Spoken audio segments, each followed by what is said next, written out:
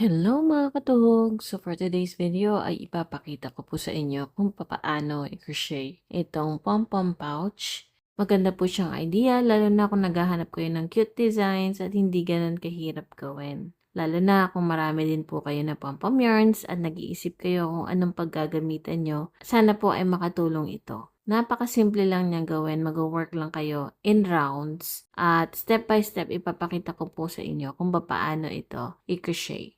Para sa mga materials, gagamit po tayo ng maliit na D-ring, 10-inch zipper, sewing thread and needle, scissors, and yarn needle. Siyempre po, kailangan natin ng regular medium weight na yarn. Kaya lang, ito fingering weight, so dodoblehin ko po itong sinulid or itong yarn. So first, gagawa po tayo ng slip knot. And then, mag-chain 60 tayo. Kung gusto niyo po ng mas mahaba na cosmetic pouch, pwede niyo pong dagdagan itong foundation chain. Bale, mag-work po tayo in rounds. After this, slip stitch to the first chain. And then, for round 1, chain 1, 1 single crochet into the same stitch at sa bawat stitch. Kaya, ang total number of stitches pa rin ay magiging 60 single crochets. Bale, ulitin lang natin yan hanggang sa makarating tayo sa last stitch. Ngayon, sa round 2 naman po, ay dyan na tayo mag-insert ng pom-pom yarns natin. After slip stitching to the first single crochet made, chain 1, and then mag-work naman tayo ng 1 double crochet into the same stitch. Yung chain 1 hindi counted as a stitch. After nyan, ganito natin ilalagay yung pom-pom. Mag-work tayo ng 5 individual double crochets in between pom-poms. Bale, 5 individual double crochets ang pagitan ng dalawang pom-pom. Uulitin lang natin yan hanggang sa makarating tayo sa last stitch. Yung mga pom-pom yarns po, may mga sizes din sila. So, kung napili nyo ay yung medyo malaki, siguro dadagdagan nyo po ang number of individual double crochets in between. Itong pom-pom yarns naman po na ginagamit ko ay made from Japan at medyo maliit sila. At kumasya naman yung isang roll ng yarn na ginamit ko. By the way, hindi po natin ikakat yung pom-pom yarns.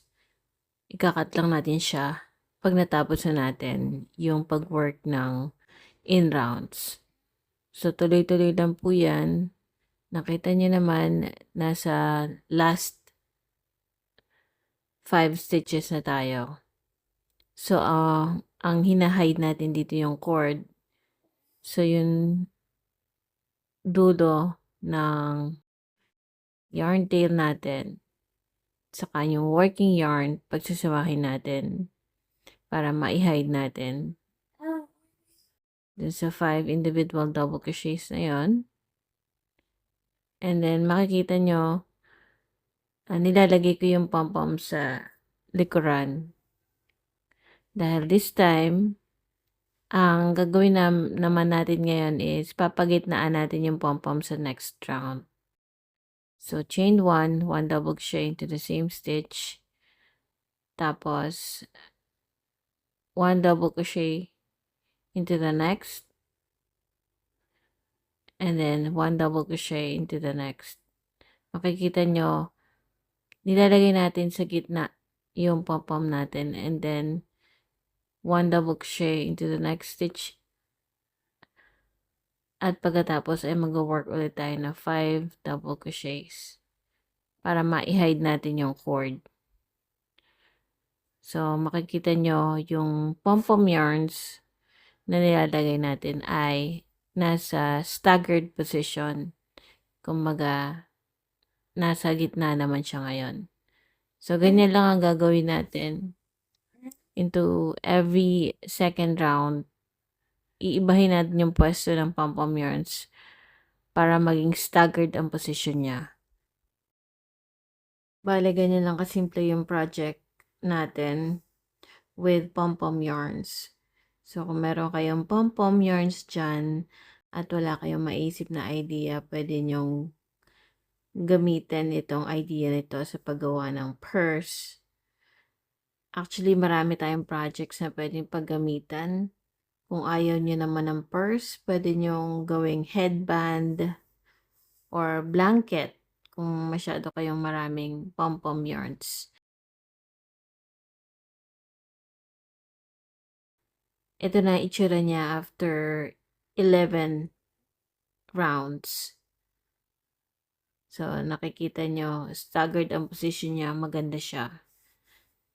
So, to end the round, mag-slip stitch tayo dun sa first double crochet na ginawa natin. Cut the yarn, and then, of course, yung end ng pom-pom. So, nakikita nyo, ganito ang ginawa ko sa pag-end. And then, chain 1 single crochet into the same stitch.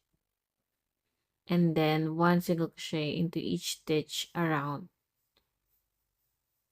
Ngayon, to end the round, mag-slip stitch tayo. Ngayon, maglalagay tayo ng edging. So, chain 1.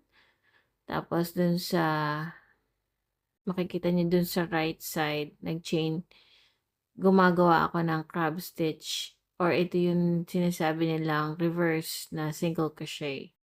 So, pwede nyo i-apply ito for the edging. After nyan, yung ibaba naman niya, i-close natin. So, before that, i-attach muna natin yung zipper.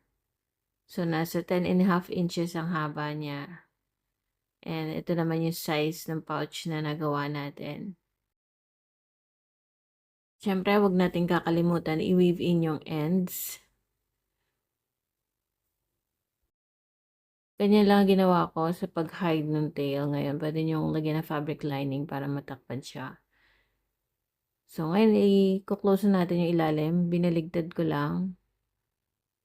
And then, makikita nyo yung end ng pom-pom natin. Huwag nyo lang hihilahin para hindi masira ang design niya. So, next, mag-work tayo ng single crochet stitches para ma-close natin yung ilalim ng ating purse. Sa halos lahat ng mga purse na nagawa ko, ganito yung ginagawa ko para maluwang or spacey yung purse. So, kukunin ko lang yung both loops and then mag-work ako ng single crochet stitches para ma-close siya hanggang sa makarating tayo sa kabilang dulo. Pagka nakarating na tayo sa kabilang dulo, syempre, i-close na natin. I-chain 1 natin tapos yung yarn. Ito yung itsura niya sa ilalim. So, kung maayos yung stitch niya, magandang tignan at spacier siya pag ganito. After chaining 1, cut the yarn. Pwede kayo maglagay ng fabric lining para matakpan yung ends ng pom-pom yarn natin. And then, after baliktarin, syempre, maglalagay naman tayo ng zipper.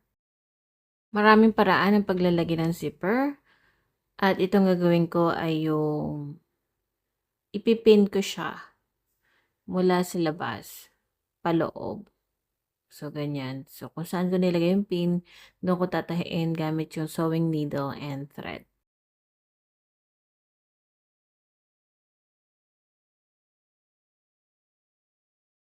So, ganito na siya after matapos natin ikabit yung zipper. Ngayon, maglalagay naman ako sa dulo. Sa may malapit dun sa slider ng zipper. Ng D-ring, yung maliit na D-ring lang para kabitan ng wrist strap yung ilalagay ko.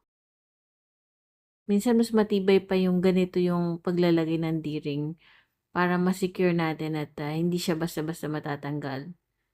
So, after nyan, Romanian cord strap naman ang ginawa ko. Meron akong separate na tutorial sa paggawa nito.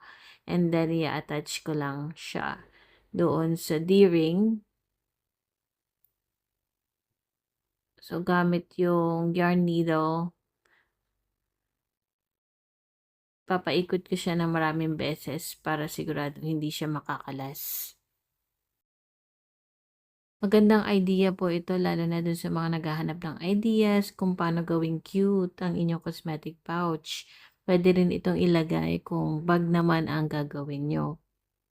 Anyway, katuhog, maraming salamat sa panonood at sana po ay nagustuhan nyo ang project na 'to.